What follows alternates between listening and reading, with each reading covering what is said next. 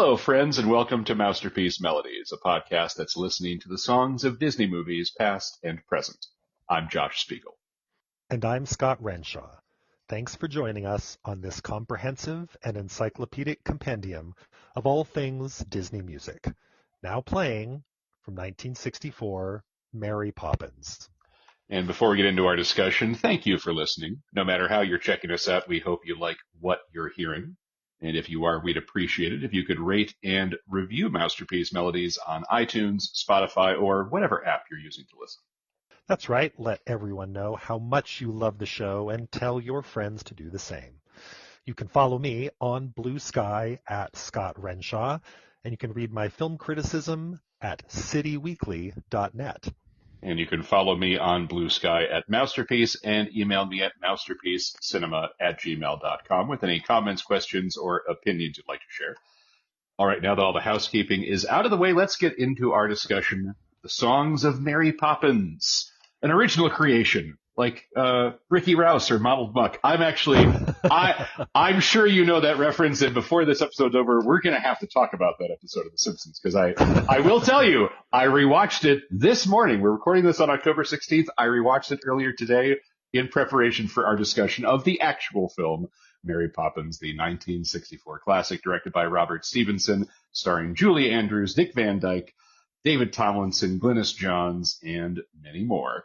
Now, it's just the two of us today. No guests this week. We'll have a guest next time around.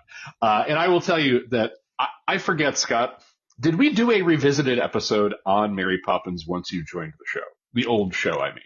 I have, because it's so hard to find them now, I thought maybe, but I couldn't be sure. I actually am not sure if that happened, and because I feel like, did I remember telling the story about my first Mary Poppins? And I do not recall if that actually was.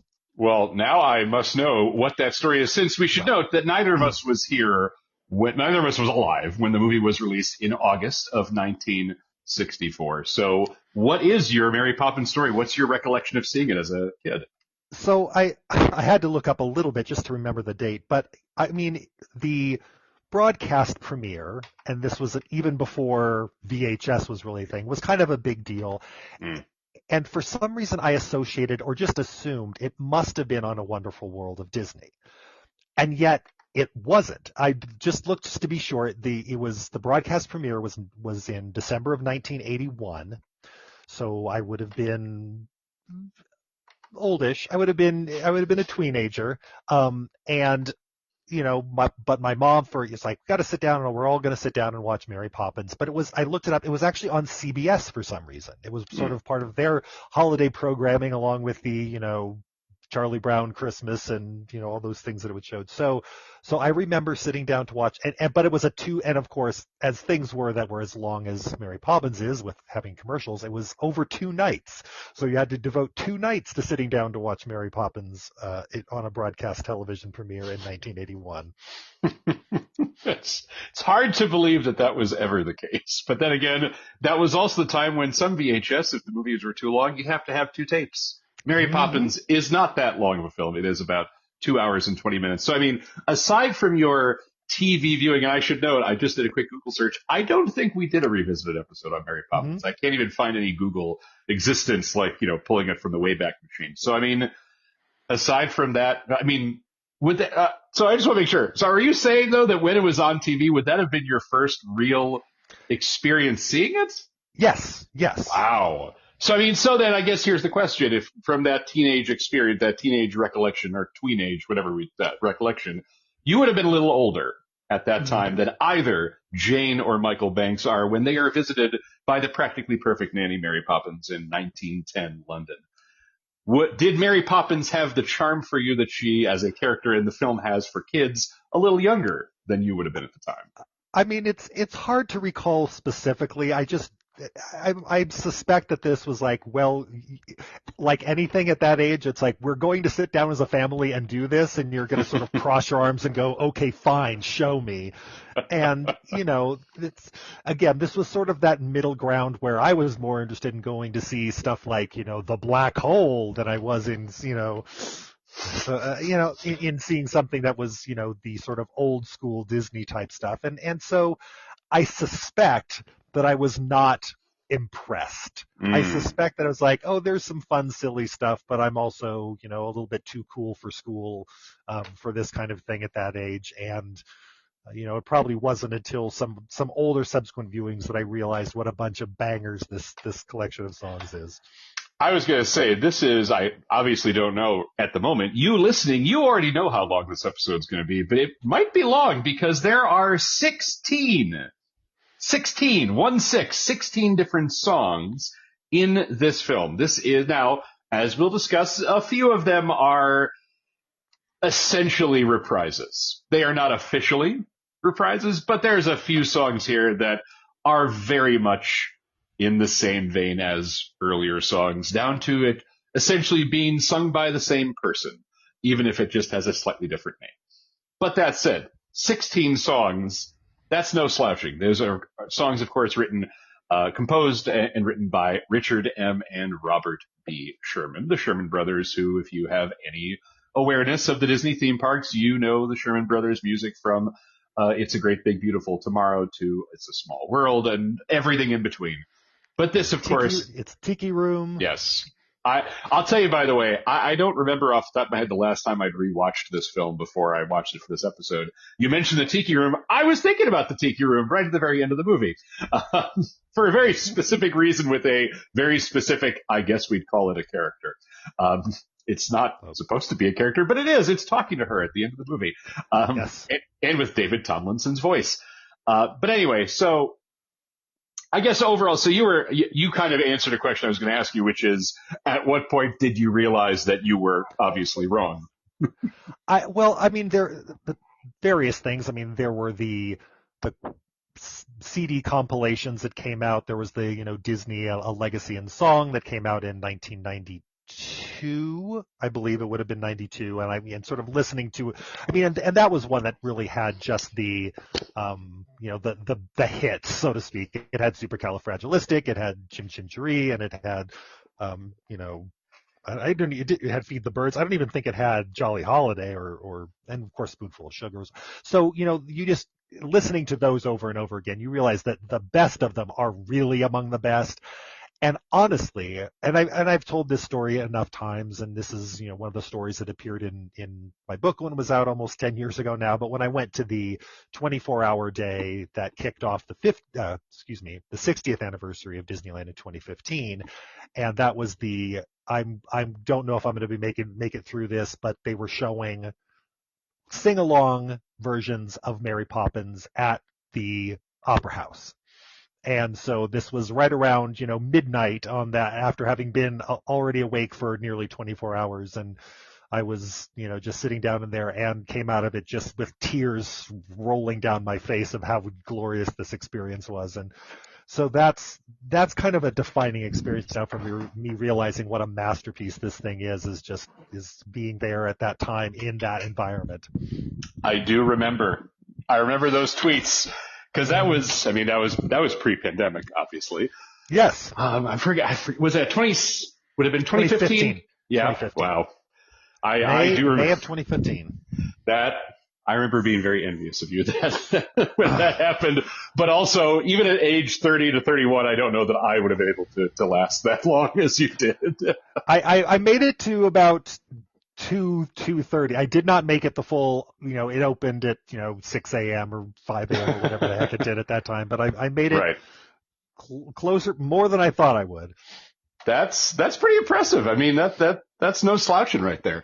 And yeah, the funny thing is, I know I saw this movie when I was a little boy who wanted to be a big boy, when I was around the age of a Michael Banks. I'm sure it was on VHS. If we didn't own the movie, I am sure that I got it from my local library. My mom worked there. But the memory that it's not so much the one that I have, but the one that I've been told about is by my own father, who would have been 8 when this movie opened. And he is the oldest of 3 brothers. His youngest brother, I forget, I'm sorry to my Uncle Phil, I don't recall if he was born earlier in the year of 1964 or if he was about to be born later that year. But he was obviously far too young to go to a movie. But the memory that I have that my dad has told me about is when he took his younger brother, the middle of the three brothers, to the movies when the Mary Poppins came out. They watched it, and then they just watched it 2 more times. They sat in the theater, they watched it 3 times the same day as kids, and it was, it speaks to a number of things. It speaks to the perhaps lax security that was going on at Brooklyn area movie theaters in 1964. It goes to the sense of how this movie can inspire such wonder and awe in kids, and also just shows you it's a really solid movie. Like, it's funny to me to think that this is in many ways the quintessential Disney movie. If you are looking for, at least of the era in which Walt Disney himself was alive, this is a film that is technologically groundbreaking, blending live action and animation. This is a big epic length musical. It has some of the, outside of songs like A Dream is a Wish Your Heart Makes and Cinderella that we talked about last week, a lot of the core fundamental ideas that you expect to hear in a Disney song, they are from this movie, or they are crystallized in this movie. The area in which the movie is not quintessential, the only way in which it isn't, that I think is kind of funny, it's not set in America, which I don't mean is a bad thing. Obviously, it should not be. The stories on which it's based, written by Emma Thompson herself, P.L. Travers. Who remembers Saving Mr. Banks? Pepperidge Farm remembers that movie. God, that movie sucked. I'll tell you, I still remember talking about that movie on the old show with my old podcast co-host Gabe, where I think that was one of the first times I had thought, like, when it comes to Disney as a concept, as a corporate entity, there are 4 groups of people. There's the people who loathe everything Disney does. Doesn't matter what they do, they're awful. There's the people who love everything Disney does. Everything they do is perfect. Pixie dust, yada, yada, yada. There's the third group of people who are like, yeah, sure, Disney, fine. I took my kids to see Frozen 2. They liked it, or whatever. People who don't have an opinion either way. And then there's the fourth group of people who are maybe more critical, like myself or you. And I just remember talking about it and thinking, which of the 4 groups of those people is Saving Mr. Banks for? Because the people who loathe Disney will loathe that movie. The people who think Disney is perfect will not like the fact that the main character of the film wants Mary Poppins, the movie, to be drastically different from the film everybody knows. If you have forgotten, P.L. Travers did not want there to be animation, didn't much like the music the way that it was. She wanted it to be much more of the period Edwardian style music, as opposed to being a little inspired by English bar hall, music hall kind of songs, which definitely is going to come into play here with a couple of our track by track discussions. She didn't think Dick Van Dyke was right for the role, and it's like, oh, so that's like 3 of the big things that this movie is, or has. Yeah. So anyway, my point is, this is not like, I mentioned the point about not being in America, is just because Disney is, for good or ill, kind of a quintessential American figure. So it's interesting that the quintessential Disney movie is stridently English. I think Americans get referenced primarily in the Boston Tea Party line near the end of the film, where George Banks tries and fails to make a joke at the expense of Americans drinking tea. It's an interesting little detail. And I think one of the other things that perhaps makes it more quintessentially is because it was also live action. I think it crossed over more than many of the other than the all animated Disney features did, in that a lot more adults, and of course it was nominated for many more Academy Awards and won several, and yes, that it had that sort of mainstream cachet that it's like the thing that, oh, it was just a cartoon, wasn't able really to get at that time. Yes, and this is going to be one of our biggest discussions of the Oscars, because Mary Poppins received 13 Oscar nominations for the year 1964, and I'm trying to verify. There's a specific amount of movies that it joins as being one of the most nominated films of all time. It did only win 5, but still, that's a lot of nominations. So again, there are 16 songs. We'll talk about them track by track, as I said. But again, I still want to verify that number, because the list of movies that this film belongs with, there's 2 films with 14 nominations, All About Eve and Titanic. and there are 9, at least 9, possibly a couple more now. The list that I'm looking at from the Oscars is updated in 2016. But movies like Gone with the Wind, Who's Afraid of Virginia Woolf, Forrest Gump, Lord of the Rings, Fellowship of the Ring, Chicago. Some of those are good movies. One of them is Chicago. That film we're never going to talk about because I hate that movie. But anyway, my point is Mary Poppins belongs in a very rare category for that respect. Even now it's somewhat shocking that it was that big of a hit, not because the film isn't good, but just because it was clearly a massive success all around with critics, with audiences, with the industry, and obviously the songs are a large part of that. So let's go into the track-by-track discussion. We start with a song, the only song that Glynis Johns gets to perform, which is funny in hindsight because, aside from the fact that Glynis Johns was immensely talented, if you know Broadway, if you know show tunes, you no doubt know one of actually, I would argue, the biggest song she ever sang, certainly bigger than Sister Suffragette, the song she sings here. That would be Send in the Clowns. Not only did she originate that performance in A Little Night Music, she won the Tony for it, and apparently, I say apparently, Stephen Sondheim wrote the song for her. He wrote it specifically for her, and all that Glynis Johns gets here is Sister Suffragette. The basic idea, for those of you who have not seen this film ever or very recently, is that in 1910 London, on Cherry Tree Hill Lane, there is great discord in the Banks household. There is Winifred Banks, the mother, played by Glynis Johns, who is a fierce supporter of women's voting rights. She is a suffragette. Her children, Jane and Michael, played by Karen Dotrice and Matthew Garber, they have run off because they want to have fun. And their nanny, Katie Nana, played by Elsa, the Bride of Frankenstein herself, Lanchester. One of a number of delightful random casting notes in this film that we're going to get to. Katie Nana quits her job. She is is it the 6th nanny in 3 months, or do I have the numbers reversed? They mentioned that detail early on. It was something. I mean, sure. Let's go with that. The point is, they've been having a lot of turnover of nannies because these kids, they're just too darn difficult. And George is the ambitious husband, works at a local bank. But before he gets home, Winifred, she is, I'm going to put it lightly, she's not the greatest mother. She's not a bad mother. She is a very nice woman, but she's also in that way that Glynis Johns could definitely do. I think, am I correct? She was in While You Were Sleeping, right? I think I remember her in that film as like a grandmother character. Really? It's been so long. I did not remember the last thing I would have seen her in. I'm going to verify it because if I'm right, she also played Diane Chambers' mom on Cheers. I've seen her in that for sure. Yes, she played the camera-toting grandma in While You Were Sleeping. And I mention it because I recall her being fairly dotty, a little flighty, and it feels like an older version of the way that she's playing Winifred Banks here. But, she's not terribly aware of the fact that Katie Nana wants to leave. So instead of paying attention to the woman's concerns, she sings Sister Suffragette. Now, I feel like a few different things, as we sometimes like to say, can be true. Glynis Johns is immensely talented. She performs this song as well as can be. It's an okay starter without really giving you a solid sense of what the other songs are going to be like.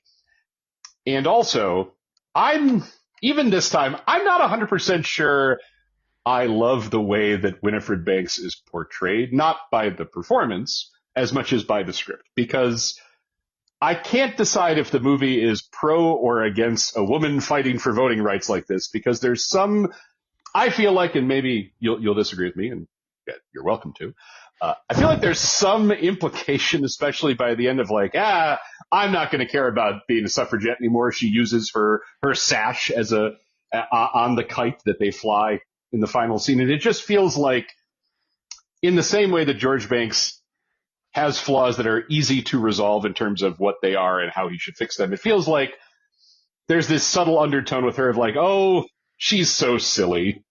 I don't know. What do you think about that? I mean, I don't know that I don't necessarily agree that she's played as somewhat, as you said, somewhat flighty, somewhat distracted. And I think it is a little, maybe from a more contemporary perspective, I mean, these two initial songs, and obviously we'll get to The Life I Lead in a moment, mm-hmm. but they're really establishing what these the parents are focused on, which is Yes. not their kids, which is anything but their kids. And the fact that in one case it's this, mundane bank job, and in the other case it's a, somewhat righteous cause, it's basically putting those two things on the scale equally. And that seems a little bit off. That, it's one thing to say that, yes, they're both kind of not really paying attention to their children, and that's a bit of a problem. But to say that the one that's because, he's interested in his bank job, and the other one is because he's interested in social justice, I guess from a contemporary perspective, that seems, not quite fair. Yeah. I mean, what do you think about the song itself? And I mean, in much the same way, although I like, and again, I know we're jumping the gun here, these two initial songs have very similar purposes, and this one is intended to be a bit more rousing just because it's the first song and kind of has to get the blood pumping a little bit more, and they're marching around and they're doing their little thing, but it really, it's functional in a way that it's like, it's, yes, you said, it's fine. It's perfectly fine, but compared to what we know is coming, it's just fine. Yes, and so it's one way in which the first two songs, because we can transition into that second one, definitely mirror each other, is that similar to how Winifred Banks sings Sister Suffragette without really paying attention to the action going around her, as soon as George Banks, played by the aforementioned David Tomlinson, walks into the house, he just starts singing The Life I Lead, which is one of the songs I referred to earlier that is kind of sort of reprised a couple of times, not officially because there are different aims that those reprises are attempting to accomplish, but the basic premise here is establishing that he is really, really into his job. He loves being like, I'm sorry, he doesn't like, he says in the lyrics, it's grand to be an Englishman in 1910. 1910. And as I wrote right afterward, your kid's going to fight in the war. Yeah. Probably. But the point being, he loves his life. His life is great until he finds out as the song's over, it turns out that Katie Nana has left. There's a little bit of humor in terms of how he gradually realizes what has happened. Even before we see him sing the song, he helps her put her bag into the carriage, and she's obviously displeased with him and with the Banks family. But the one thing I would say, the other movie that I know is often discussed, maybe not in the exact same breath with this one, but similar, for obvious reasons to anybody who remembers 1964 and the Oscars, is My Fair Lady.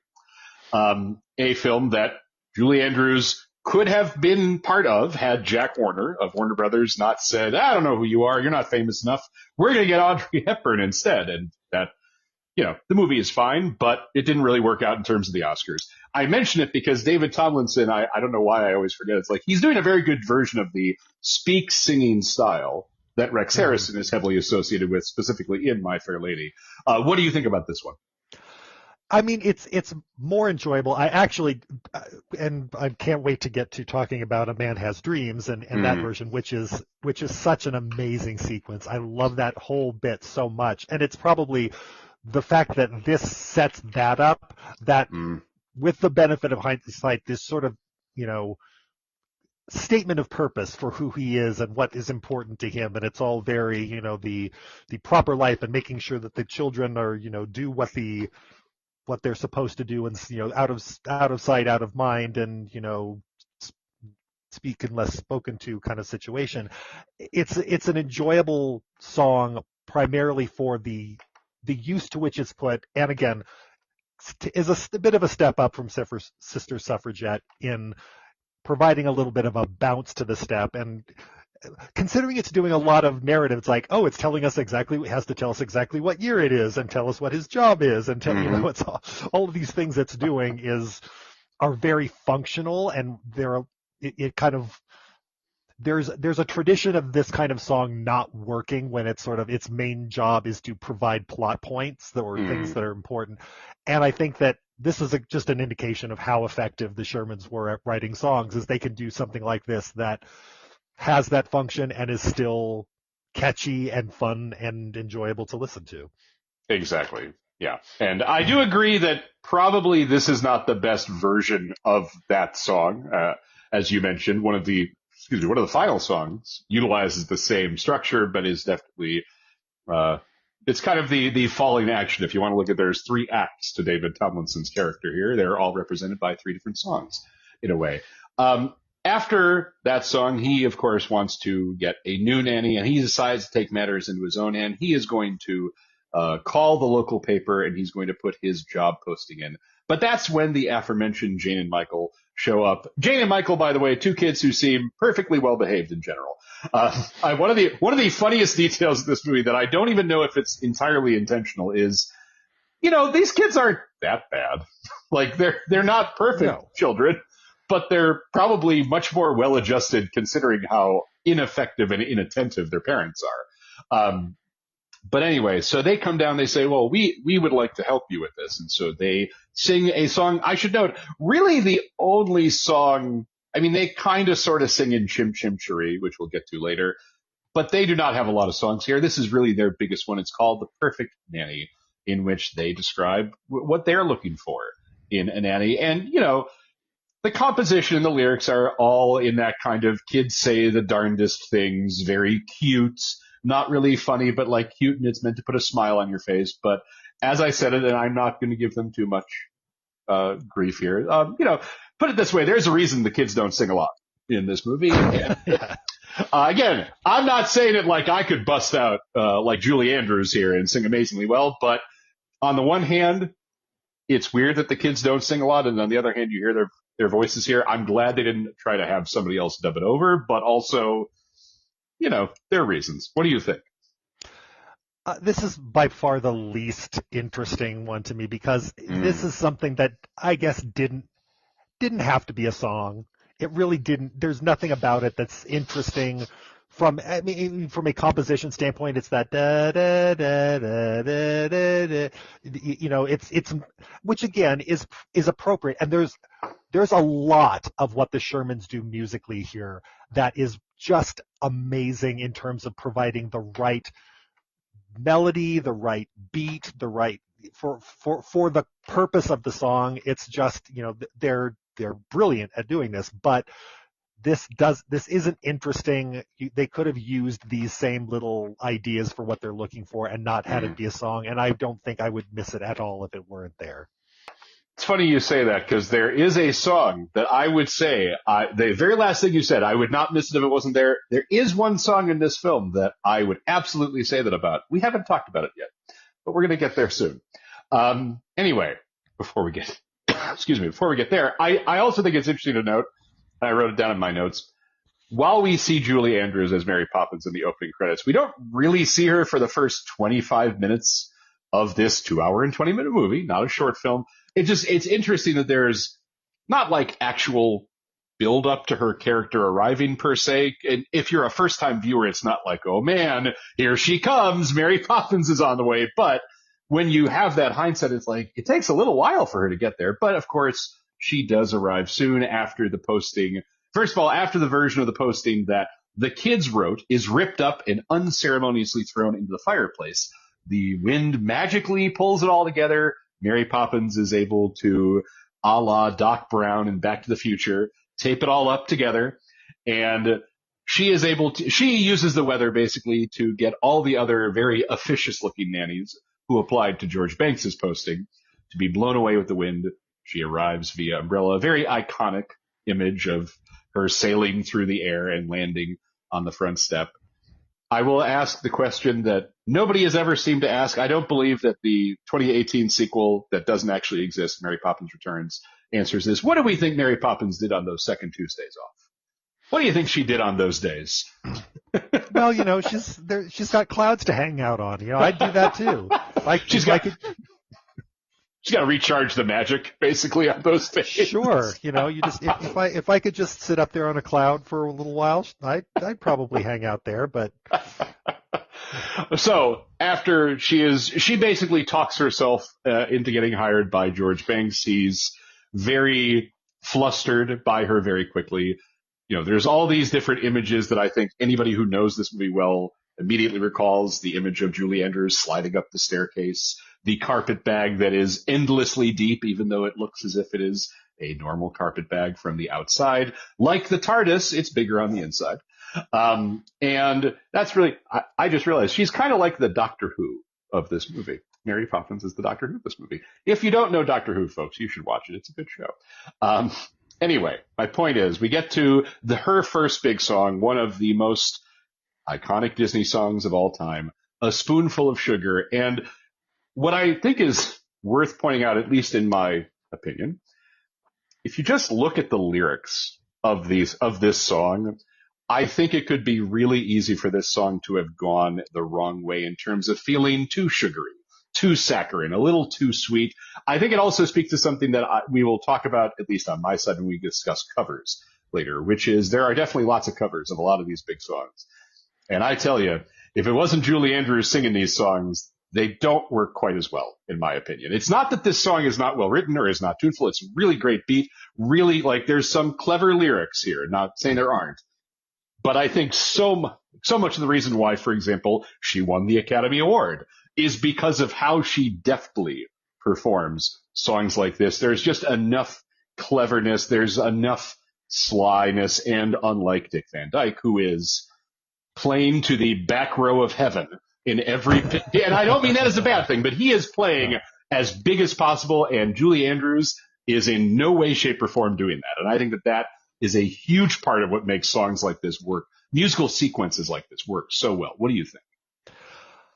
Yeah, so, I mean, this is another example of what I was referring to earlier about the way that the song is structured fitting the purpose of it, because here the entire purpose of this song is we are going to make something that should feel like drudgery enjoyable. So it is about liveliness. It is about providing a sense of fun to something and providing something a sense of fun that might not necessarily have been.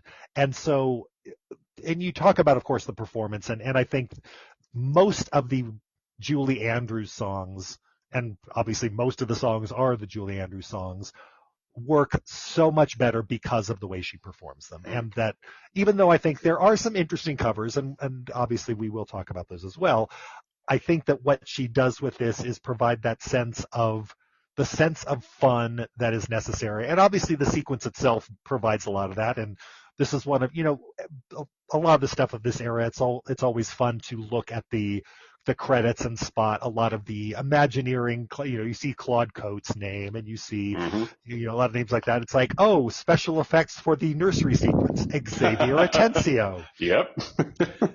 The name that, the Disney fans will know from the lyrics to the Pirate's Life for Me and so forth.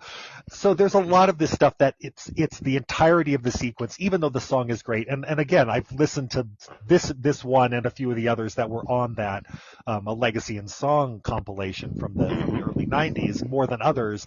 And it's just so much different and better when you get a chance to listen to it in the context of the silliness that takes place in that nursery. Yes. And that's the thing. It is interesting to remember when you watch films of this era. Wow, there were a lot of theme park people involved in these films. And of course, that is because many Imagineers were animators before they worked as Imagineers. But it's just, it's really quite fascinating that's it's so present, especially in the end of the sequence. I think one of the reasons why I like her performance, by the way, is that, if people remember the old show, you might remember that I certainly talked a lot about a lot of 60s and 70s era live action comedies. And this movie has some moments that are meant to be very goofy and silly and moments that might go on longer than they need to go on. There is actually a different song. I've already alluded to one song. I'm going to allude to a different one here that goes on a little longer than it needs to. I bet, Scott, you can think of which song I'm talking about, because there's really only one song that goes on for, a while. But the way that she tries to cut down the goofiness at the end of the sequence, like, yes, I feel that. Thank you. Because it's one of those moments that could easily have gone way, way, way too long. And I think that it's just the right amount to end that sequence and have that very almost pompous musical conclusion, the little like da-dum kind of thing. But anyway, after that, Mary, after they have cleaned the room, Mary Poppins brings Jane and Michael outside. They're going to, go through the town, maybe have a fun day. And they come upon a character who, again, we've already seen, Bert, we could call him Bert the pavement artist, as he is here, as the song is called. We could call him Bert the chimney sweep. We could call him Bert the homeless person, because he kind of feel like, where do we think he sleeps at night? Well, this is what I was commenting on when I was watching it the other day, which is that, Bert is sort of quintessential gig economy OG, yes. because he's a street performer. He's a pavement artist. He's a chimney sweep, whatever he can do to get a couple of coppers. Well, yeah. So he is a jack of all trades. I believe that would be the non-insulting version of what he is, but we've already met him. It's not really officially a song at the very, very beginning of the film after the opening credits, where we see him with his one-man band get up trying to get some money from the local folks. He is now working as a pavement artist. And so it's interesting. The lyrics and the music here introduce what we all know as Chim Chim Cheree. Although that's also in that opening bit too. Yes. You get the tune from Jolly Holiday, you get the tune from Step in Time. So it's interesting because we didn't talk about that, and it's not really a song per se, but it really is it serves the function of the overture of a musical when you're sitting in a theater and it's playing little bits of all the motifs that you're going to hear. And I really enjoy that part of it too, is that it's kind of, these motifs are very present in bits and pieces all throughout the film. Yes, I would agree. And it is funny that you had mentioned all the songs Julie Andrews has. I always forget that Dick Van Dyke actually sings more songs, or is credited on more songs in this film than she is, by just one. But he is in a lot of this movie. And, it is, I think by now, very well known that his accent work is not great, Bob. But while that is true, because it's great if you're the kind of person who enjoys making fun of English people, by saying, "Hello, governor," or something like that. I would never do that, obviously. But my point is, it's in spite of his bad accent work, every time I watch this, I think the comparison I made in my notes is watching him perform, whether it's in Pavement Artist or the other songs. This is like a non-tongue-in-cheek Jim Carrey performance. He is flinging. I mean it sincerely. I recently was rewatching Liar Liar, which is not an amazing movie, but I like it more than like Ace Ventura.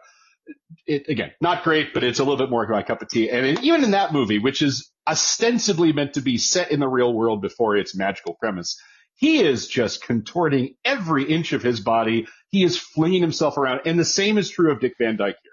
As we said, he is going so big with every aspect of his performance, but it is such an exuberant, intensely committed bit of acting. Whatever else is true, as we're recording this, October 16th, Dick Van Dyke is still kicking. He is 99 years old. He is set to turn 100 in December. He is, like Julie Andrews, he is a national treasure.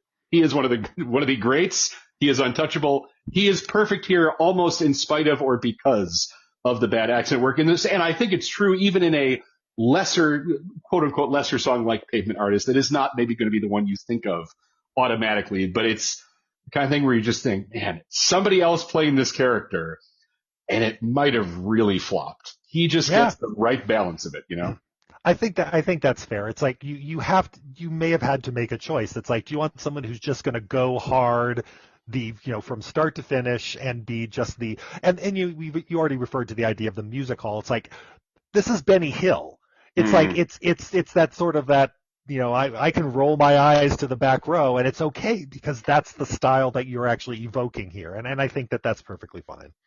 Yes, and it's just so energetic. And listen, at this point, Dick Van Dyke was, I don't know that I would say he was more well known than Julie Andrews, since Julie Andrews had been on stage. I believe that speaking of Cinderella, last time we talked, she was in the Rodgers and Hammerstein live production of Cinderella on TV in the late 1950s. So again, Julie Andrews was well known, but Dick Van Dyke, he had already won an Emmy for the Dick Van Dyke Show. He had been in both the stage and film versions of Bye Bye Birdie by this point. So he might have been a little bit more familiar potentially. Not that it really matters, but just he gets a lot to do here. And again, he is, as the saying sometimes goes on social media, he understood the assignment. So after Pavement Artist, it begins right before it begins to rain. The rain comes at the end of this sequence. He is visited by Mary, who he knows. How he knows Mary Poppins, we will never know for sure.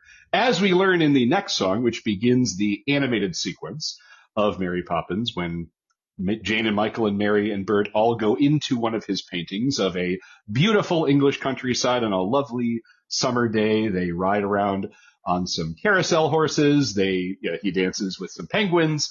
But my favorite / most troubling lyric in this movie, you might already know what it is. You might have an idea. Yes, that would be, again, because Jolly Holiday is a really wonderful tune. It's a bouncy song. Again, Dick Van Dyke is going for it, and he does it very well. I always have, as I forget exactly how old I was when I first heard the lyric, and I thought, what exactly does "you'd never think of pressing your advantage" mean in this context, Mary Poppins? What happens? I get it in terms of Bert's a gentleman, but also, does that mean the other dudes you've had to deal with have not been that? Because I hear that and it's like, I know what it sounds like she's saying, but it can't possibly be that, right? I mean, in a way it is. It's about the Disneyest version that we can come up with for "you're not rapey." Right. I'm sorry. My literal note was, Bert, you'd never try to rape me. It's like, cool. Good for you. Yeah. Well, aside from that particular lyric, okay. I mean, Jolly Holiday has a lot to do because it's, as you said, it's already part of the animated sequences, so we get to have a little more of that kind of silliness going on. It's also, we've already mentioned one way that this film is connected to My Fair Lady, which came out the same year, and another way is the voice of Marnie Nixon. Yes. That Marnie Nixon provides the voice of the geese in the barnyard, and so there are many familiar voices in that barnyard, like Thurl Ravenscroft and so forth. So there, but that what I like about that, again, this is one that is almost entirely related to the sequence itself, and it's also interesting to me that when Mary Poppins and Bert appear in the theme parks, it is in this attire. It is not Chimney Sweep Bert and Nanny Mary Poppins. It is hanging out in the countryside in their brightly colored outing clothes. Yep. Which is, I mean, I think this is why this becomes iconic, because I think this is where they were doing their Disneyest to try to make it, the animation combination and all of those things. So it's something that is very much about the sequence, because even though, you'll hear Jolly Holiday performed by the Pearly Band or by some other, groups in the park, but it's not the song that I think people think of first, even though it's a very Disney song. It is a very Sherman Brothers song, but it's one that I think is very much about watching it in the context of the animation that is going on at the same time. Yes, absolutely. And I did want to point out, I think it's funny to note, among the many voice actors in this animated sequence is the voice actor J. Pat O'Malley, who you may not know his name, but J. Pat O'Malley, was in a number of other Disney films of the era he plays Tweedledee and Tweedledum in Alice in Wonderland. He voices Colonel Hathy in The Jungle Book. He plays Cyril Proudbottom in Adventures of Ichabod and Mr. Toad. He also is attributed by Dick Van Dyke as the dialect coach who worked with Dick Van Dyke, and maybe not the best work, but I just wanted to point that out. There's a lot of different voice actors there. I'll tell you the one thing that I noticed this time, or I thought about more this time, with the animation, and not even in terms of how the human actors are blending with the animated characters, because again, you're talking about 60 years ago. Quite frankly, that considered, it looks quite good. Considering that, what I was going to note is, like, wow, the animals look like they walked right off the set of 101 Dalmatians. They look like they left the Twilight Bark sequence, and they're right here, and it's not a bad thing, but it was interesting to me. The other thing, maybe because I'm just not into fox hunts, that kind of thing, I wasn't sure. Do we know if view halloo is something that you would say on a fox hunt very often? Such a weird phrase. I am absolutely not the person to ask about fox hunting. Okay, well, we got to get somebody on here for that then, clearly. And I will say, I always forget that there's a fair amount of animated business between Jolly Holiday and the next song. Part of that is the very famous sequence of Dick Van Dyke dancing with the penguins. And again, it's the kind of thing where, if this movie was made in the early 50s, you'd be getting a Donald O'Connor or maybe a Gene Kelly. Gene Kelly, of course, famously danced with Jerry uh, in Anchors Away from Tom and Jerry, I mean. But Dick Van Dyke he's clearly like, it doesn't even matter how realistic he is interacting with the animated characters because he is selling you on it so hard that it doesn't matter if you can see the scenes. It's kind of like, when I don't remember how old I was when I realized, oh, Kermit the Frog, there's little like wires you can see moving the flippers of the character. It took me years to realize that. It's like, you don't see that. You don't care about that. It's the same kind of thing here.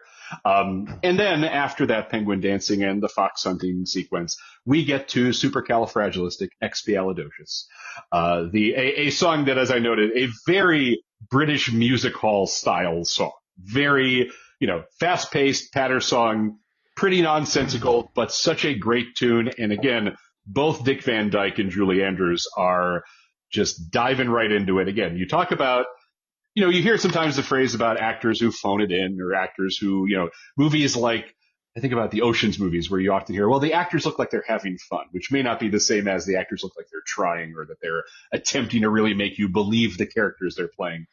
Boy, Dick Van Dyke and Julie Andrews are just so utterly convincing in these absolutely silly roles that it doesn't matter how goofy it is because you believe them. And that's why this song works so much for me, because like you listen to it on the Legacy of Disney, the CD set you referenced earlier, and yes, it's a good song. But you see it performed in that context, and it's like, no, this is a great song. Like, this is amazing. This is an amazing musical sequence. Yeah, it's like many of these things, it's much better within the context of the film. Yet this is what I think, more than A Spoonful of Sugar and more than some of these other ones, I will listen to this on its own and really enjoy listening to it. Okay. Just because it had the energy of the silliness, I think, comes across as well in the recording as it does in just seeing the live performance or seeing the performance on screen. So I mean, these things, as with all thoughts of this sort, are very individual, but I think this is one where I'm excited or willing to listen to it, and not even not so much listen to other people's versions of it, but listen to it as much as I am to watch it, because I think it's so engaging. And which is weird, because I think even the bit like the final verse, oh, now me girl's me wife, which feels like it really requires the visual of the character. I could still hear it in my head and like, oh, what a lovely thing she is too. So I mean, this is, if not, I think there are some that are my favorite because of what they do in the context emotionally, but this is probably my favorite of the songs just to listen to. And by the way, do you know who voiced that character who says, oh, what a lovely thing she is too? You know who that is? I do not recall. Well, that would be J. Pat O'Malley, of course. Oh, okay. I only mentioned it because of that. So after that song wraps up, it begins to rain. And of course, because it's raining in the real world, the painting begins to dissolve. All the characters find themselves back in the real world on Cherry Hill Tree Lane.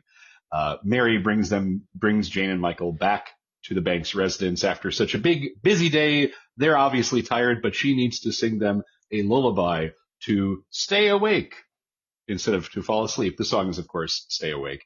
And this is one of those where, again, I just think to myself, how many people can do what Julie Andrews can do? The answer is very, very few.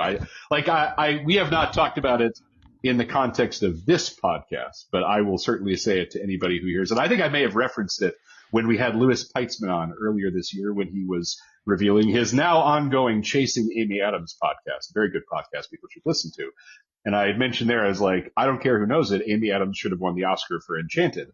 And I mentioned it because I feel like Amy Adams in Enchanted is one of the only other performances in Disney history where it's like, she could probably do what Julie Andrews did here. But not many people can. And I say that because this is a song that relies entirely on Julie Andrews' voice. This is not a song with a big orchestral musical sweep. This is, as it should be, a lullaby that is meant to calm the listener into a sense of relaxation. It's just calm enough that it almost could be, I don't ever want to hear a slowed down, disturbing version of this song played in front of a movie trailer, played over a movie trailer for some creepy horror movie. But this is like the one song in the movie where I could actually hear the disturbing version of it, and it wouldn't take too much. But glibness aside, I mean, Julie Andrews, we can't say enough that she's excellent in this film. This is such a wonderful showcase for her voice, I think. It is, and I think what's interesting, I mean, when you watch the performance, and this is, I adore this song because it is the kind of thing that first of all, it is perfectly in character with what Mary Poppins does. She would not sing you a treacly lullaby. This is sort of the spoonful of sugar. She's doing the reverse logic. This is basically what a nanny would do with kids. It's get them to want to do something they don't want to do. And you do it by telling you, okay, well, here, I'm going to tell you to stay awake, but I'm going to tell you it in this lilting little song. And she performs this without a smile. It's perfectly, it's serene, it's quiet, but she doesn't do this like I'm winking at you at the game I'm playing. It's utterly earnest, and it's just a phenomenal bit of acting just to be able to sing this song in a way that allows it to be exactly what it is, which is it's a trick that she's not allowing them to see as a trick, and not even really allowing the audience to see as a trick. It's, I mean, as short as it is perfectly constructed both lyrically and musically, and the performance is the best. It is my favorite bit of her performing a song in this movie. Wow, that is high praise, considering, as I put down in my notes, there's technically another lullaby of sorts that we're going to get to later. Yes. A song that arguably is a little bit more famous than Stay Awake for a number of reasons. But before we get there, so I will mention here that in between this song and the next one, there's a little bit more of the, parents getting confused at all the adventures the kids are getting up to. And then as Mary is bringing the kids out for another day when they've got to do a lot of different activities, I think the dog's name is Andrew, right? That's the name of the dog, who runs up to Mary Poppins and starts barking. And when she said, "Not so fast, I can't understand a word you're saying," all I heard was Ron Burgundy saying, "I don't speak Spanish," to Baxter. Which I don't know if that was an intentional reference they made in that movie, but it's a good one if it is. Now, what actually is being communicated generally is that Mary's Uncle Albert, played by Ed Wynn, also from, among other things, Alice in Wonderland. Ed Wynn he's laughing so hard that he is on the ceiling, and that leads to a song called I Love to Laugh, another very music hall style song, a lot of vaudevillian aspects to this song in terms of the types of jokes that are being told. And Scott, I promised you earlier that we would talk about a song where I felt that if you removed it from this movie, it wouldn't change much. Now, I wouldn't say it would change nothing if I Love to Laugh was out, because, of course, this song seeds in the idea of somebody laughing so hard that they float up the ceiling.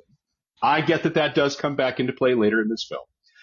I am here to argue this is the only bad song in this movie. It is catchy. I'm not going to pretend it's not.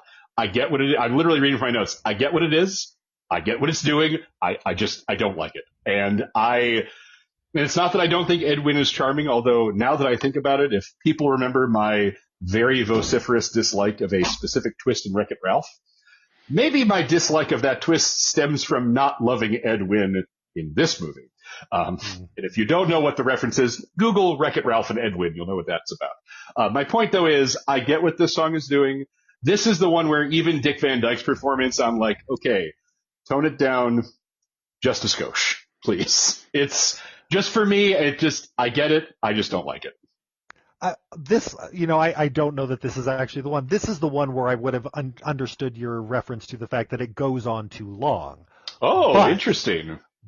But I don't have a problem with it, because and I think it's not that this is not a part of the entire performance of Mary Poppins, but we get a sense for how she can be fun without being this weird and this silly. And so the counterpoint of here's we're just going to be full of, making references to the different silly ways that people can laugh and make telling dad jokes.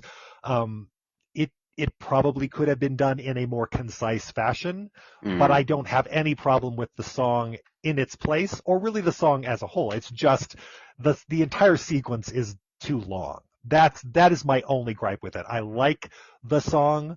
I like what it is doing functionally. I just don't like it being as long as it is.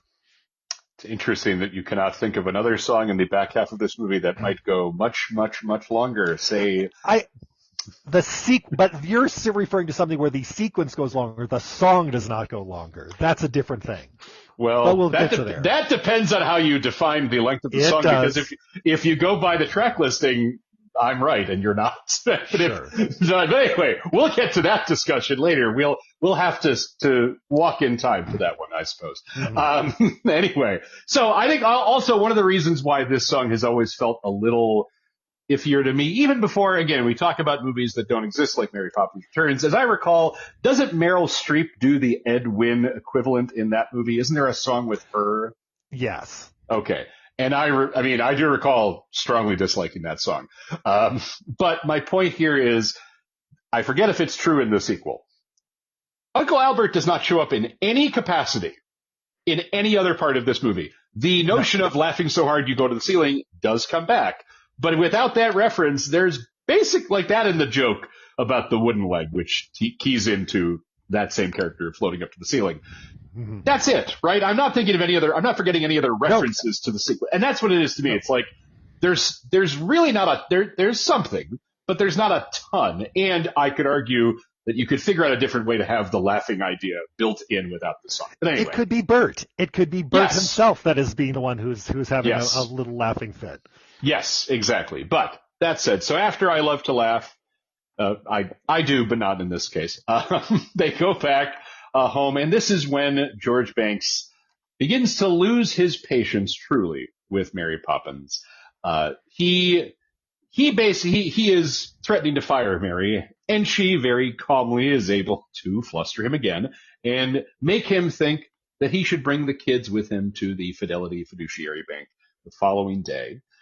And the reason that she is able to convince him of such is because of the next song in the film, the first real true reprise, and that would be A British Bank, parentheses, The Life I Lead.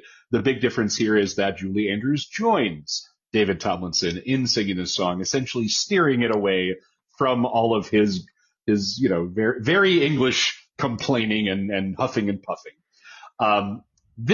Again, it's a good number. It definitely helps build us more to the third version, which I know you spoke highly of, and I would generally agree. That comes later, though. What do you think of A British Bank, The Life I Lead? It's, again, because you said it, there's this, this beginning, middle, and end to Banks as a character, and I think, we're not exactly breaking ground here. He is the dynamic character in this movie. Mary Poppins is not about Mary Poppins. It's about Mr. Banks. It's about, and that's, the whole, when you get to the movie that you dislike so much, Saving Mr. Banks, it's realizing that. It's realizing that is the narrative arc of the story is all about him realizing what his priority should be. Mm-hmm. But this is one where we're not there yet, and it's a little bit of place setting, and at this point, the tune it's not compelling enough as it's stands on its own to really be, I'd love to hear this tune again.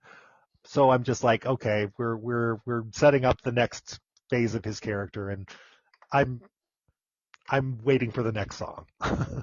I do just want to circle back to something. Are you implying that you liked Saving Mr. Banks? Oh, no. I'm just saying that this is where the Saving Mr. Banks of the titular saving of Mr. Banks. Yes, that is a fair point. I was going to say, that movie really did have a great cast in a ridiculous, I always forget, it's like, right, I'm looking at it again. Paul Giamatti, Colin Farrell, Jason Schwartzman, Ruth Wilson, great cast. Weird movie. Anyway, it's a fine song. It accomplishes, it kind of builds us up correctly. And so after Mary is able to convince George, you'll bring the kids with you to the bank. You're going to help start the concept of Take Your Children to Work Day. She doesn't put it in that many words, but that's basically what she's doing to him. Then it's time for another night, because, by the way, when he was complaining about Mary and her awful influence. I wrote down in my notes, has it been like 2 days since she showed up? Like, he's getting very angry very quickly. All things considered. Which feels perfectly in character. True. Yes. Very good point. But after that, as we mentioned with Stay Awake, there isn't just one lullaby in this film. There is also Feed the Birds, Tuppence a Bag, a song that I think we can both agree is a very, very, very famous song. In the lore of Walt Disney himself, the story goes that after the Sherman Brothers wrote this song and finalized it, Disney loved the song so much it became his favorite of all time. He would request one of them to come play it in his office for him.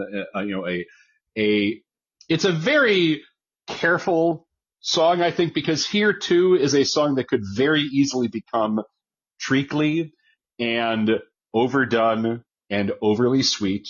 You know, the premise, for those who somehow don't know, is that Mary is singing about an old beggar woman who makes her place at a cathedral in London that is on Mr. Banks' walk to work.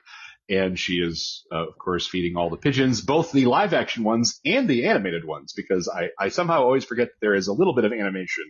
It's not as obvious per se as the animation in the Jolly Holiday / Supercalifragilisticexpialidocious sequence, but a lot of the birds here, you know, you could look at it and say, oh, it looked like the birds from Hitchcock's The Birds, but it's more that they're just like fully animated, I think, outside of the ones that are right by the actress Jane Darwell playing the old beggar woman. If you know that name, you know your movie history. She won an Academy Award for The Grapes of Wrath back in the 1940s. Now, she did not actually voice, it's not her doing the voice later in the film. Did you know that? They had to dub it over. Yes. I think it's Robert Sherman who did the voice in her place for that one line of dialogue. But my point here, aside from that, is that I wonder how well this song works if it's not Julie Andrews singing it. And I don't just mean if it's a cover. It's just, she does such a perfect job of balancing the sweet and the sad. It gets even sadder when you think about what is implied happens to the beggar woman by the end of the film. It's a lullaby, and it does its job for getting Michael and Jane to go to sleep. But it's a phenomenal performance, if nothing else. But again, you said Stay Awake. I think I heard earlier, Stay Awake, a little bit above Feed the Birds for you. Am I right? Yes, a little bit. And I think maybe it's just how concise Stay Awake is. And so it's a little bit different. And maybe that it focuses on her performance rather than what we see.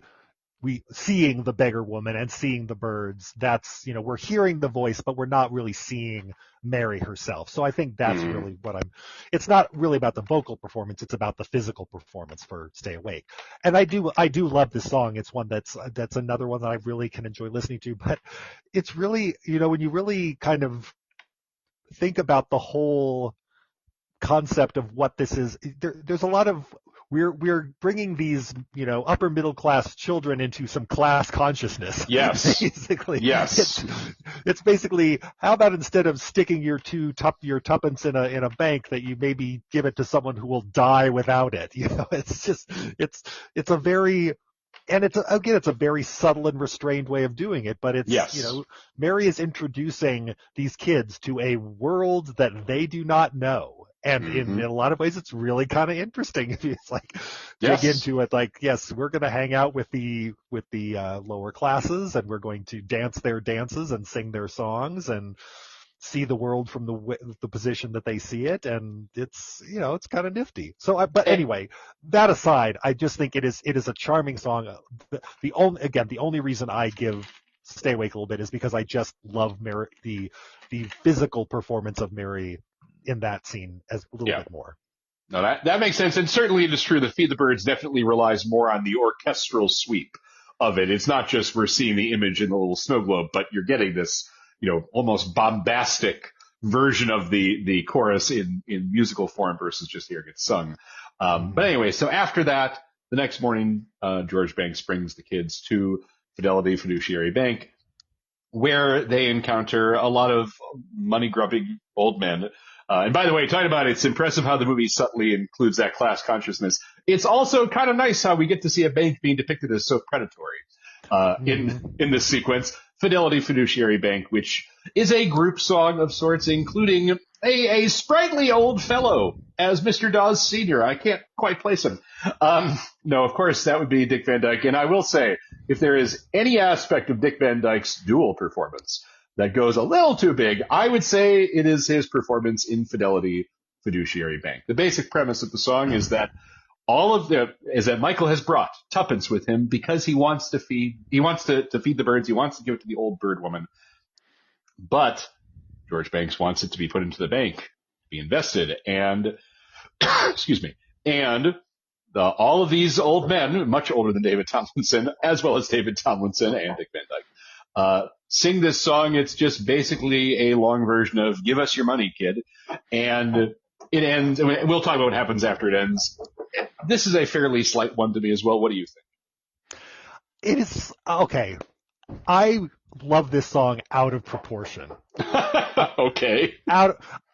Lyrically, I love it, and the dirge-like pace of it, I think, is so perfectly pitched to not only is what they're telling this kid boring, that this is what you were going to do to, I want to give it to someone and give them life and see birds fly around. It's like, no, you're going to get it so that you can see, the majestic self-amortizing canals, and just that way that it just plods along. I think when I talked again earlier about how the songs are structured and placed so that they serve their function, the way that this song fits in with what it is trying to do in sort of conveying how utterly uninteresting it is to be in this bank for these kids at this time is just wonderful. And again, the lyrics of it are great. Is that when you deposit tuppence in a bank account, soon you'll see that it blooms into credit of a generous amount, semi-annually. And so it's one that, even though there's not a lot visually going on, I love what it's doing. I love what it's doing so much. This is another one where I don't disagree with anything you're saying automatically. I think it's just kind of like with I Love to Laugh. Like, I think I get it. I get the point earlier than when the point is fully made, shall we say. But I appreciate that you're standing for these creepy old men. Wait a minute. I'm kidding. Again, when you're talking about the class consciousness, you see them cheering for "Think of the foreclosures." That's what they're excited about, and it's like, yes. Holy crap! This is where we're going with this. We're really digging into what this bank is all about. Yeah, and what I will say is, and I don't know how much I may have noticed it before, I noticed this time David Tomlinson looking more hesitant throughout the song, and obviously that is intentional to show us that George Banks is, shall we say, not pot committed to taking money from his children. He's kind of there, but not fully. And unfortunately, after things go pear-shaped for him, it's because Mr. Dawes Sr. takes the tuppence out of Michael's hands. Michael wants his money back, and the bankers won't give it to him. So all of the grown-ups who are customers say, "Oh, well, I want my money back." And there's this big bank run. The kids escape from even their dad. They run through the alleyways of the East End of London. I think, by the way, this is the second episode in a row, not just where we reference Marnie Nixon, but I think that the old crone who says, "Granny'll hide you," in that one moment near the end, I believe that is Betty Lou Gerson, a.k.a. Oh, yes. Yes. We're tying all these things together. And I would also note, I wrote this down, some men would rather take money from their children at the bank they work at than go to therapy. Yes. So after they run through the alleyways, they run into Bert once again, but now he finally is a chimney sweep. He is finally working as a chimney sweep, which leads to the song Chim Chim Cheree, which he primarily sings. The kids sing with him. And then also Julie Andrews shows up near the end to sing. It's a bit of an extended sequence because part of it ends with them going up the chimney at the Banks house and walking through the rooftops of London. Core, what a sight. And here's the hot take that I have. I like this song. It's a good song. But I can think of 5 other songs in this movie that should have been submitted and or nominated for the Oscar. This is the song that won the Academy Award. And I don't get it. Now, I do not off the top of my head know if there were bylaws within the Academy Awards at the time that said you can't submit more than one, or they chose just the one. And I'll tell you, we are later on this year going to talk about a much more flagrant example of Disney wildly misjudging which song it should submit at the Oscars for a film. I will not name that movie. All I will say is we don't talk about a specific person in that movie. But I really don't, like, I can think off the top of my head. Jolly Holiday, maybe. Spoonful of Sugar. Feed the Birds. Supercalifragilisticexpialidocious, a.k.a. the only song from Mary Poppins in the AFI 100 Years, 100 Songs list at number 36. So again, I like this song, but like, I don't get why this is the song that got the pick. Again, it won, so but I would also argue, I bet that any song they submitted from this movie would have won, because we already talked about 13 nominations. Clearly the industry liked the film and wanted to award it. Yes, so that's my hot take is I don't think your take is remotely hot. I think that this has sort of been, a conventional wisdom for many years that it's, it seemed like an odd choice at the time, and who knows what the reasons were behind what thing was chosen. I mean, clearly this song was intended as more, as we've already mentioned, this motif appears in more different places than anything except the Life I Lead. It appears at least in 3 or 4 different locations that Bert, uses this tune. So it is meant to be sort of Bert's kind of theme song, and maybe that's why it has more of a connection with an individual character than some of the other ones do. But yeah, sure, it's fine, and it's a lovely little waltz, but other than that, it's not these other things that you already mentioned. It's an interesting choice, and I'll tell you, it might just be an us thing, and here's the reason why. So we have, of course, in the lengthy history of this podcast, talked about all the different covers and albums of covers of Disney songs. Julie Andrews, unsurprisingly, had a compilation album in 2005, selecting her favorite Disney songs, and this and Feed the Birds are the only Mary Poppins songs she chose, which is wild to me, Yeah. But yeah, go ahead. You were going to say something. Oh, no. That's all for now. Go ahead. Okay. So, after Chim Chim Cheree, a sequence, by the way, that has, so a movie that I thought about a few times, by the way, I was going to bring it up earlier, was The Happiest Millionaire. And I forget, did we talk about that together, or is that me and Gabe on the old show? Yes, no, okay. We did. Oh, we did, because that was the first time I had ever seen it, and boy, did I learn some things about that weirdness. Well, and so here's the reason why I bring it up. That movie definitely followed in some footsteps of Mary Poppins. It came a few years afterwards. Similarly, a lengthy, big-budget, splashy musical. I feel like Tommy Steele in that movie is meant to be kind of sort of the equivalent of Dick Van Dyke in this movie. And one thing that really stood out to me, now, because I'm a big fan of Michael Powell and Emmerich Pressburger, the Archers, I'm a big fan of matte paintings in those old-fashioned movies. And I know for a fact that in our next episode, we're going to talk about matte paintings again. I know it for a fact, considering the film that we're talking about next time. But the thing I was thinking about is, wow, when Bert says a trackless jungle just waiting to be explored, I was like, is it supposed to look as ugly as it does? Because it's accurate to the fact that there's all these chimneys blowing smoke into the air of London, but it's like, it looks gross. It looks grim. Even more so. Go ahead. Yeah, it's not one of the. I mean, because we know that this is a Peter Allen Shaw who has been, his Disney legend, and his work appeared in so many of the other things. There's I think one specific where it's like, look across at that fist, and you see the smoke is frozen in midair, and it's like that really doesn't. I mean, there are times when a matte painting is serving its function because nothing is supposed to be moving. Stuff should be moving. Stuff should be moving in that particular moment. So it was really weird. Now, I will say, just tying it back up, Peter Allen Shaw, who won an Academy Award for this film, we'll talk about that later. And by the way, worked on the film we're talking about next week and on The Black Hole. I'm looking at it right now. But he also was an assistant matte artist on 3 of the greatest films of all time, 3 years in a row, A Matter of Life and Death, Black Narcissus, and The Red Shoes, all of which are from Michael Powell and Emmerich Pressburger. If you are listening and you have not seen any of those films, do yourself a favor, pause this, and watch those movies, and then get back to us, because you can thank me later.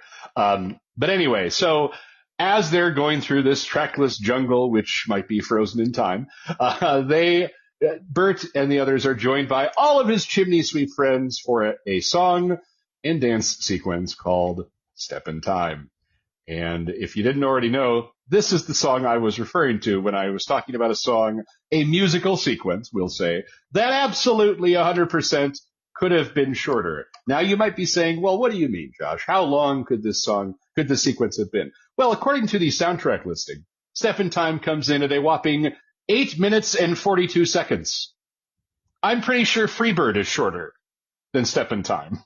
If it isn't, I can think of other long songs that are. And the reason why it is so long, as I'm sure Scott is itching to remind me, is that most of it is the dance sequence. The actual song only lasts about 2.5 minutes. The basic idea just being, look, these guys, they might be on the bottommost rung, as Bert says in Chim Chim Cheree, but they're so happy. They're bouncing around. They're kicking up their heels. They're dancing like crazy.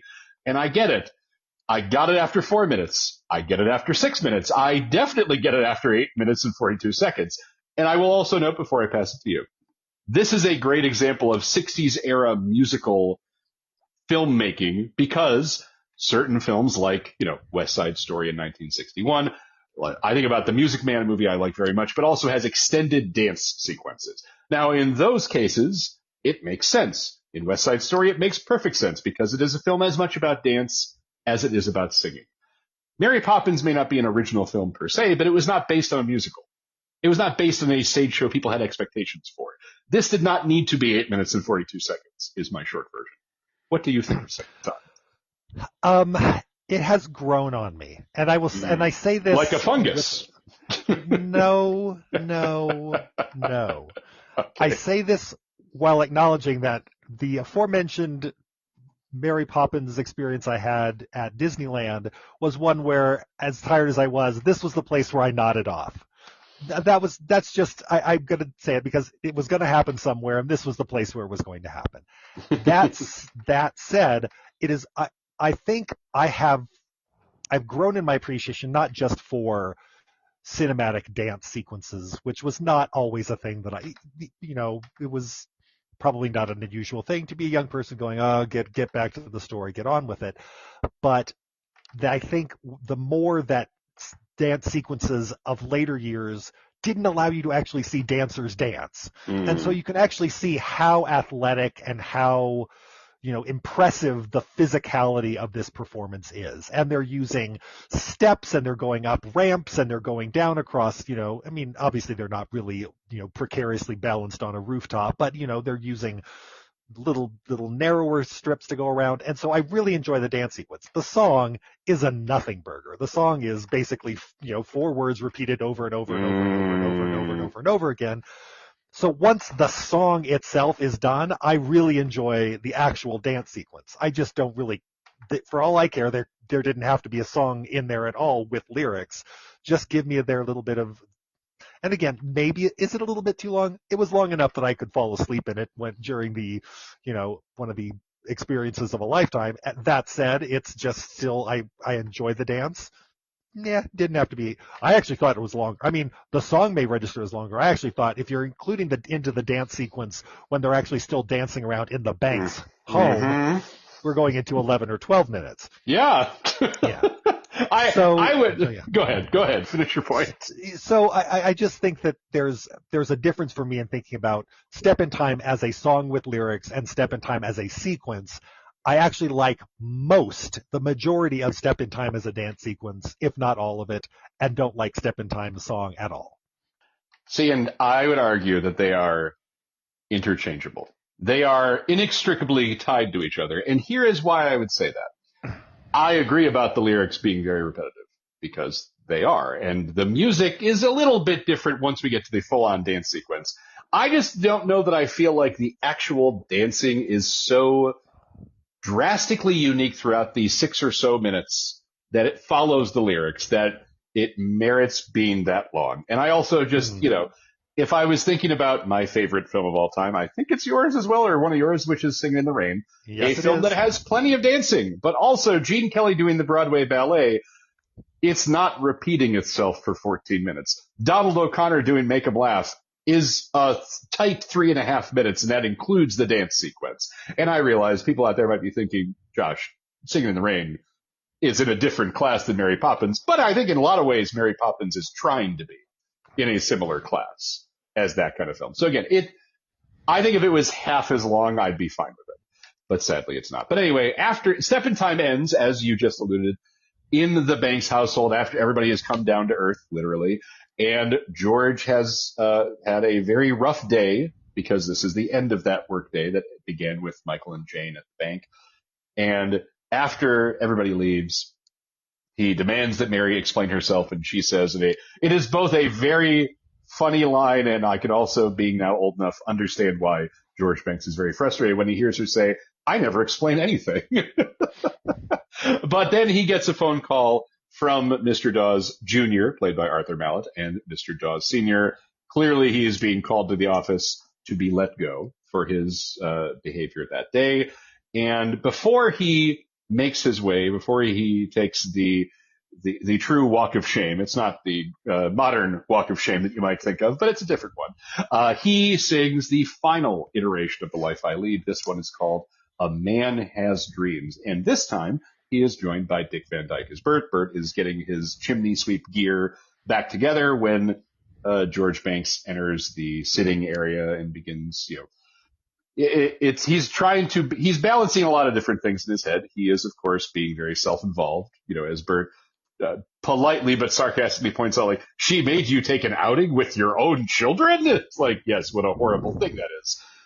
But also he's trying to balance needing to be the breadwinner. Bert earlier on sympathized a little bit with George when he was talking to the kids and saying, well, who takes care of your father? Because at the end of the day, who takes care of the white man who works at the bank?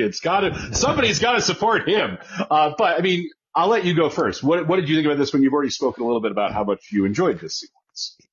Yes. And to be fair and to be honest, it's not so much about the song itself. And I think there's, it really does, again, serve this purpose of really allowing us to understand where he is going in his realization of what he has left behind in terms of focusing on his career at the expense of all else. The lyrics are, again, good, and it's mostly just the talk sung version, as you said. But I think what works so much about me is I feel that it is a really wonderful parallel to Stay Awake, which is Bert is basically tricking him into realizing what he needs to without actually doing it himself. He's not saying, you terrible father, you haven't done all this stuff. He's just saying, what a wonderful father you've done. Look at all these things you pay attention, and having him realize for himself that wasn't important stuff. And so there's just a way that sequence plays out as this sort of, he's Bert is the lower class. He can't overstep. He can't, just in the same way that the children aren't supposed to overstep. Everyone is supposed to be in their place. So he has to tap dance around the white guy's feelings and his, sense of propriety. And so I just think that this is just an amazingly well-structured sequence in just allowing us to understand, not just, again, here it is, me being the socialist that I am, the class consciousness that is at play in this sequence, but also the way it plays with what you can or should tell someone to allow them to do what you actually want them to do. How do you get them to do it when you know that they aren't going to do it if you actually push them at it? Yes, I agree. I'll tell you, the one thing that I may or may not have thought about in previous viewings, it comes right before A Man Has Dreams begins, on the phone, when he's hearing, again, he isn't officially let go in that moment, but we all know that's what's about to happen. And Mr. Dawes Jr., because he is parroting his father, fittingly, talks about, we know you've spent a long time here, as your father did before you, right? And there's that sense of, I'm doing this because my dad told me this is what I have to do, in the same way that he's trying to prepare Michael to do the same thing. And there's that sad kind of echo there. And again, the song it's the acting of it that works better than the music, which again is fine, or the lyrics, which are pretty solid in their own right. But again, it's more the performances that both Tomlinson and Van Dyke give. And then we lead to the long walk to the bank through many more matte paintings. These ones look sad and grim, but they feel like they're supposed to. I will say, you mentioned earlier correctly that George is the most dynamic character in the film, which makes sense in terms of the climax of the movie being about him, and in terms of how he is finally embracing some of the lessons his children and Mary Poppins and Bert have attempted to impart to him. But it is still odd when you think about, on the face of it, it doesn't seem like he should be the character who the climax revolves around, and yet he is. So he initially comes into the bank very buttoned up, but then he decides to let fly. He tells the joke about the man with the wooden leg named Smith. And although Mr. Dawes Sr. does not seem to get it initially, he ends up laughing so hard that he floats to the ceiling. He actually ends up laughing so hard that he dies. And as I put in my notes, I like how this movie predates the Monty Python sketch about the funniest joke in the world being so good that it makes men laugh until they're dead. So George comes back home after a long night doing God knows what.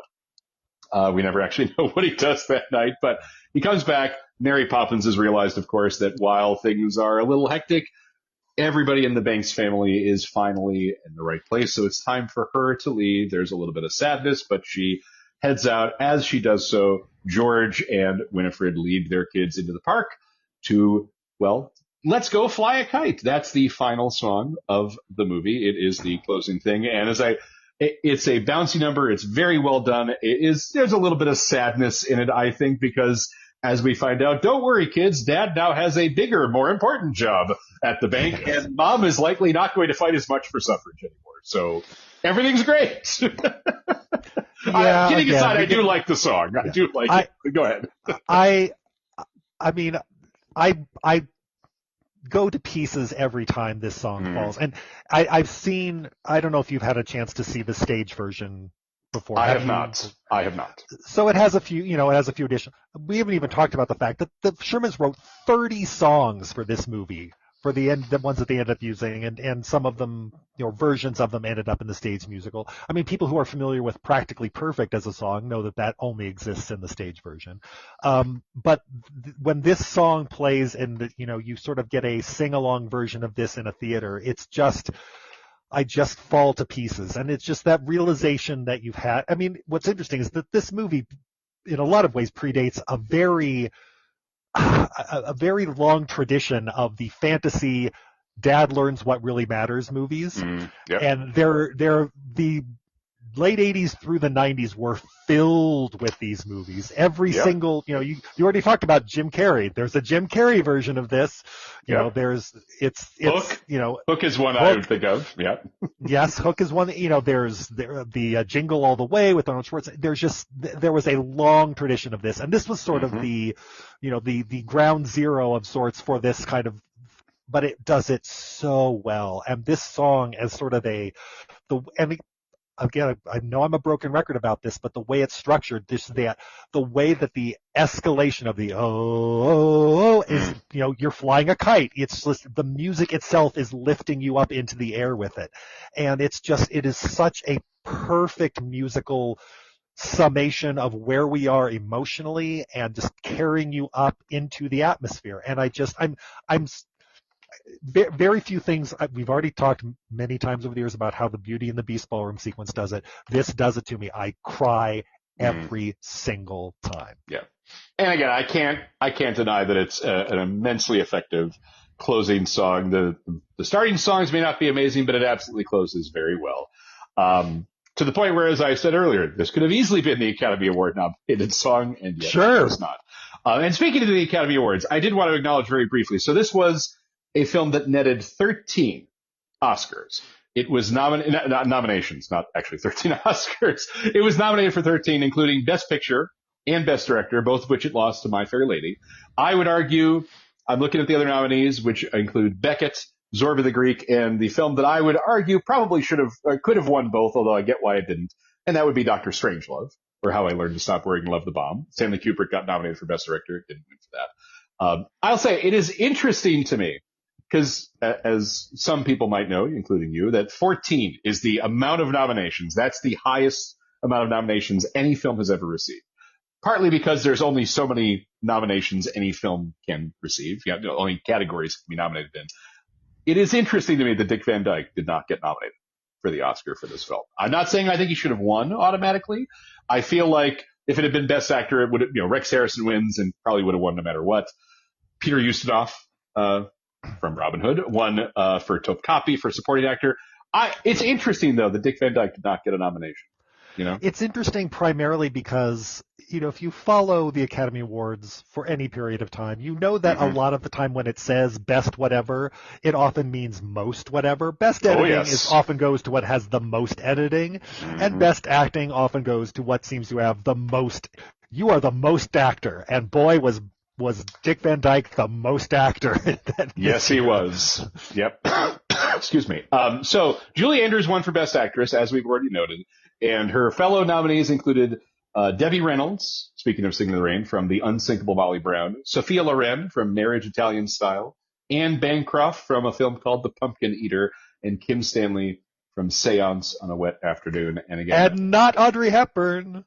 Correct. Audrey Hepburn, notably, did not get a nomination for My Fair Lady, which is even more notable because, again, My Fair Lady wins for Best Picture, Best Director, George Cukor, Best Actor, Rex Harrison, nominated for Supporting Actor, Stanley Holloway, as Eliza Doolittle's father, and for Best Supporting Actress, Gladys Cooper, as Mrs. Higgins, but nothing for Audrey Hepburn, which is indeed a savage burn. Mary Poppins did get a nomination for Best Adapted Screenplay. Bill Walsh and Don DeGrady got the nomination there. My Fair Lady, Zorba the Greek, and Dr. Strangelove were all nominated in the category. The winner was Beckett, which I admit I have not seen Beckett, but it would have been nice if the original screenplay Oscar had gone to A Hard Day's Night. It did not. It went to a film called Father Goose, which I believe is a Cary Grant comedy. So Mary Poppins also got a lot of different nominations or wins in the less prominent categories. It did win for Best Original Score for Richard and Robert Sherman. It won, as we've already talked about, for Chim Chim Cheree. The other nominees for Best Original Song were My Kind of Town from Robin and the Seven Hoods, Hush Hush Sweet Charlotte from the film of the same name, Dear Heart from the film of the same name, and Where Love Has Gone, which is from the film of the same name. A lot of movies with songs that have the same name as the song. Mary Poppins did lose another music-related nomination. It was nominated Irwin Kostal for the scoring of the music. Mary Poppins was nominated. A Hard Day's Night was nominated. Robin and the Seven Hoods, The Unsinkable Molly Brown was nominated, but the winner was My Fair Lady, which makes sense because it couldn't really get any nominations in any of the other music-related categories. Mary Poppins lost to My Fair Lady for Best Sound. It was nominated for, but did not win, for Best Art Direction. That also went to My Fair Lady. The same is true for Best Cinematography in Color. My Fair Lady won. Mary Poppins lost. It was also nominated for Best Costume Design. Hold your surprise. My Fair Lady won that one as well. But it did win. Speaking of editing, it did win for Best Editing. Cotton Warburton received that nomination. The other nominees there were My Fair Lady, Hush Hush Sweet Charlotte, Father Goose, and Beckett, which I note because it was edited by the remarkable Anne V. Coates, who, if you've seen Lawrence of Arabia, you know that she has the single best edit of anything in any movie ever, I would say. The other victory was for, as mentioned earlier, Best Special Visual Effects. There were two nominees that year. Mary Poppins won. And by the way, it was Peter Ellenshaw, Eustace Lycett, and Hamilton Lusk, who I believe back in the heyday of when Hamilton was big on Broadway, I said, I want a version of Hamilton, but about Hamilton Lusk working his way through Disney Studios, because he started in 1931. He was the supervising animator of Snow White. He worked there until he passed away in 1968. He was a very crucial part of Disney. He also was a big part of Donald in Math Magic Land, a short that I love very dearly. But the other nominee for Best Special Visual Effects was a film called Seven Faces of Dr. Lao, directed by George Pal, his final directorial effort, and starring Tony Randall, who I assume he plays Dr. Lao and, Seven characters overall. I have not seen this film. Are you familiar with it? You made a noise that made it sounds like you are. With Yellowface, yes. Oh, wait a second. Are you saying a movie that begins, like, I'm looking at the plot synopsis, it begins, Dr. Lau rides a golden donkey, implied to be the golden ass of Apuleius, into a small Arizona town. It's like, are you saying that's not a high-class film? Well, oh boy. Yes, it's all relative based on time, right? I will say also a film whose script is credited to Ben Hecht, who is a great comedy writer, and Charles Beaumont, who was a longtime Twilight Zone writer. Yep. Very weird. Anyway, so I also wanted to point out that aside from the AFI 100 songs list, Mary Poppins was also number 6 on the list of the greatest movie musicals of all time. This was only a list of 25 films. It was the highest ranked, actually, I'm sorry, it was one of only 2 Disney films on the list. The other one was the aforementioned Beauty and the Beast. Number 1, Singing in the Rain. Number 2, West Side Story. Number 3, The Wizard of Oz. Number 4, Julie Andrews' next film, The Sound of Music. And number 5, Cabaret. Mary Poppins came in right there. And My Fair Lady was number 8. So even then, My Fair Lady just can't get no respect. Now, covers. Let's talk about them because there are definitely a lot of them. I'm going to be honest, I only listened to a few, including, we've already talked about how Julie Andrews and Dick Van Dyke were /are, they're both still kicking, thankfully, legends. And because they are legends, they each received a Kennedy Center honor back when that meant something. And in one case, you can watch Kristen Chenoweth perform A Spoonful of Sugar to honor Julie Andrews. Laura Osnes, the former Broadway star, performed Jolly Holiday at the Kennedy Center honor for Dick Van Dyke a few years ago. I will say it's very interesting to hear Jolly Holiday specifically without an accent. It's not that it's bad, but it's like, oh, right. I guess this is what it would sound like if it wasn't Cockney. And I'll also say I did hear a Casey Musgraves version of A Spoonful of Sugar, which is fine, but also sounded like something right out of Toy Story 2 from the Woody's Roundup style of old school Western music. What covers did you unearth, Scott? Well, I mean, among the ones that were actually, I thought, the most interesting, and there's, we've again talked over the course of this show about some of the vintage 90s era compilations, 90s, early 2000s, and one of them was Stay Awake, was with the title given to the version that was performed by Suzanne Vega.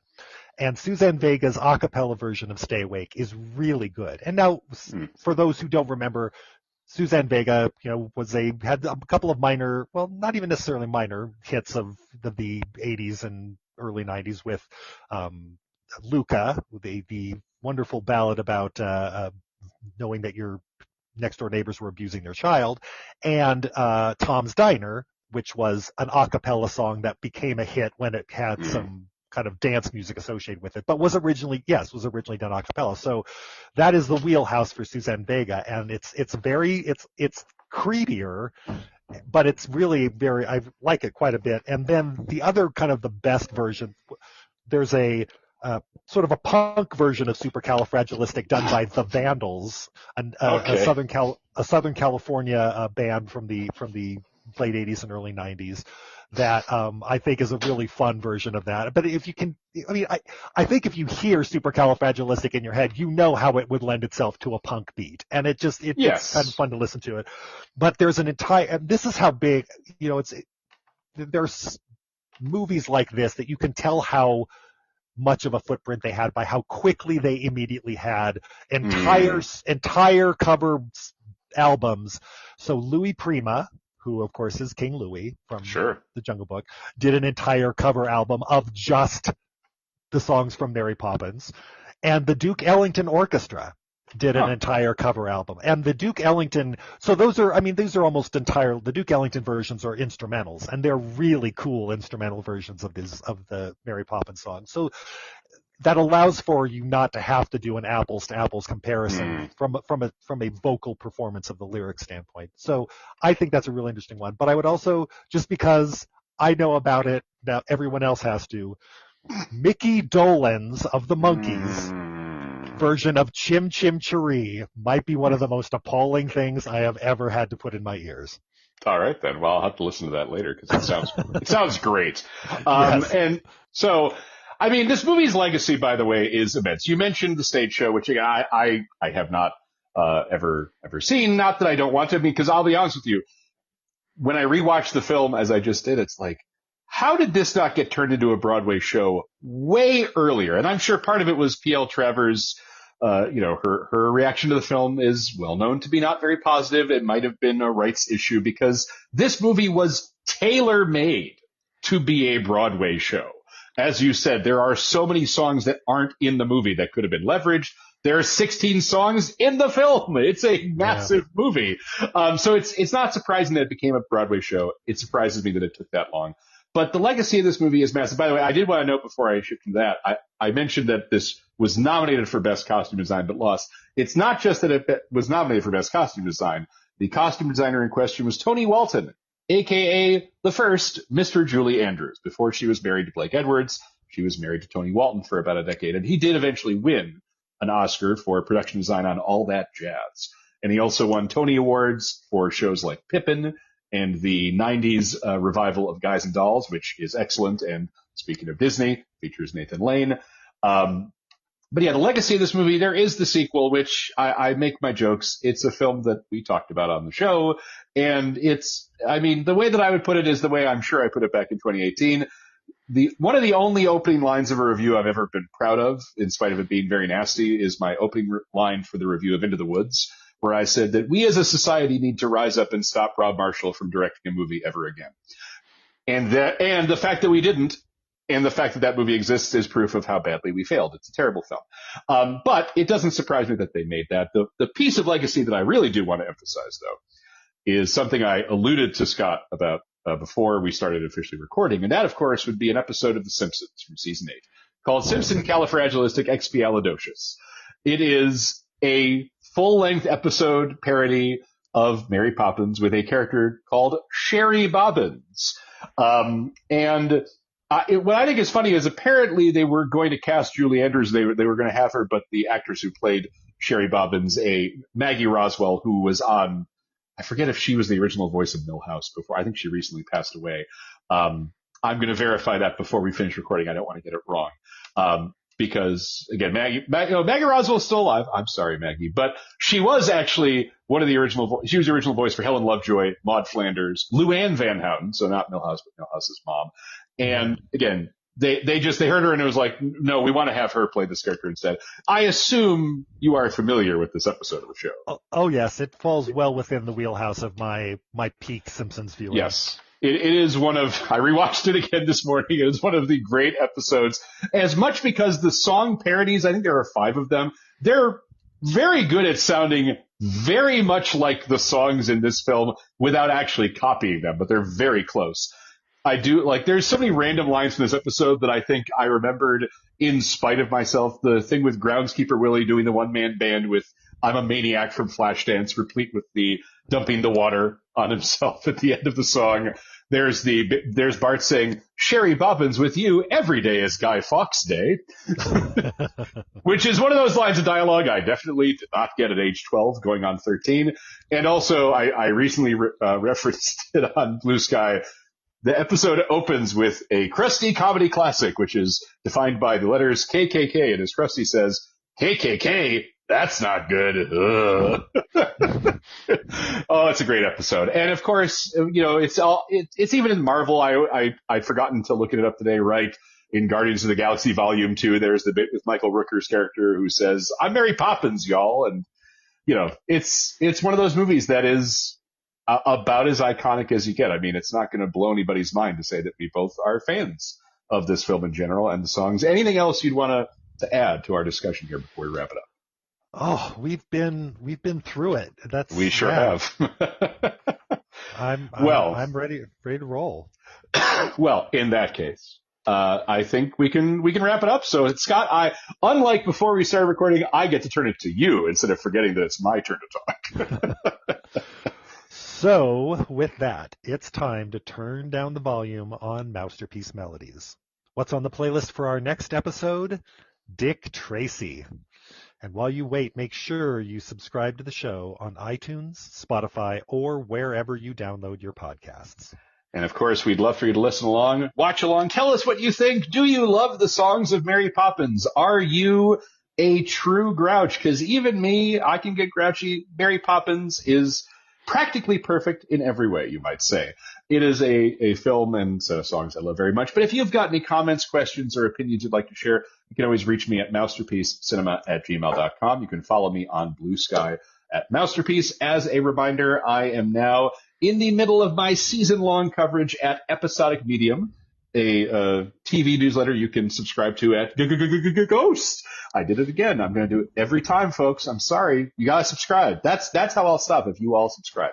And read my weekly coverage of two different CBS procedurals, Elsbeth and Matlock. I have not yet seen the second episode of Matlock. As the time we're recording, it's actually the day these episodes are going to air. So by the time you're hearing this, my latest recaps are up. I have seen the second episode of the new season of Elspeth, which features an extended Dog Day afternoon parody featuring David Cross as the murderer of the week. And I don't know. There's a bit in the episode where they're using a kid's oven to make food for reasons I obviously will not get into.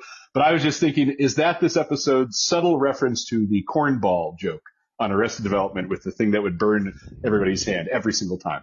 But anyway, it's a good episode of the show. If you're not watching Elspeth and Matlock, you should be. And even if you're not, you should be reading my recaps. So subscribe at Episodic Medium. Scott, where can our listeners find you online? You can find me on Blue Sky at Scott Renshaw, and you can find me on Letterboxd at Scott Renshaw. You can also find me and where I have my regular reviews at Salt Lake City Weekly, cityweekly.net, and that's where this week, as this goes up, I will be doing some new features, including the theatrical release of Guillermo del Toro's Frankenstein and Richard Linklater's version of speaking of musical composers, Lawrence Hart semi-biopic Blue Moon. And I'm Scott Renshaw. And I'm Josh Spiegel, and we'll see you all next time on Mousterpiece Melodies.